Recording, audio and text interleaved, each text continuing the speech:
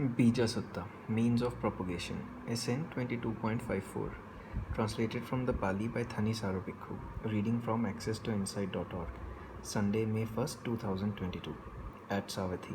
Then the Blessed One addressed the monks. Monks? Yes, Lord, the monks responded. The Blessed One said, Monks, there are these 5 means of propagation. Which 5? Root propagation, stem propagation, joint propagation, cutting propagation, and seed propagation as the 5th. And if these 5 means of propagation are not broken, not rotten, not damaged by wind and sun, mature and well buried, but there is no earth and no water, would they exhibit growth, increase, and proliferation? No, Lord. And if these 5 means of propagation are broken, rotten, damaged by wind and sun, immature and poorly buried, but there is earth and water, would they exhibit growth, increase, and proliferation? No, Lord. And if these 5 means of propagation are not broken, not rotten, not damaged by wind and sun, mature and well buried, and there is earth and water, would they exhibit growth, increase, and proliferation? Yes, Lord.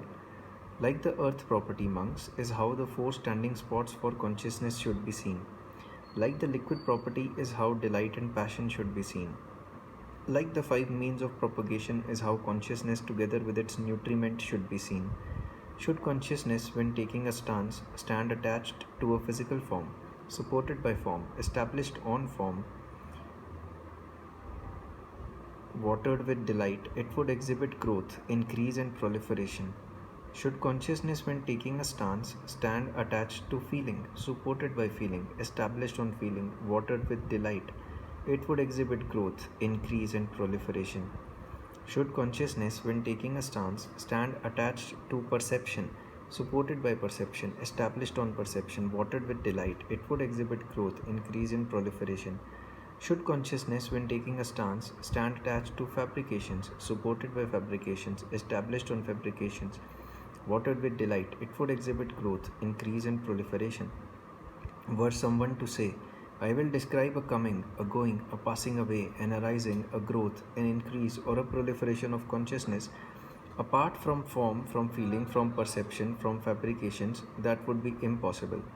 If a monk abandons passion for the property of form, if a monk abandons passion for the property of feeling, if a monk abandons passion for the property of perception, if a monk abandons passion for the property of fabrications, if a monk abandons passion for the property of consciousness, then owing to the abandonment of passion, the support is cut off, and there is no base for consciousness. Consciousness, thus unestablished, not proliferating, not performing any function, is released.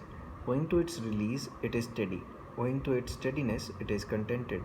Owing to its contentment, it is not agitated. Not agitated, he, the monk, is totally unbound right within. He discerns that birth is ended, the holy life fulfilled, the task done. There is nothing further for this world.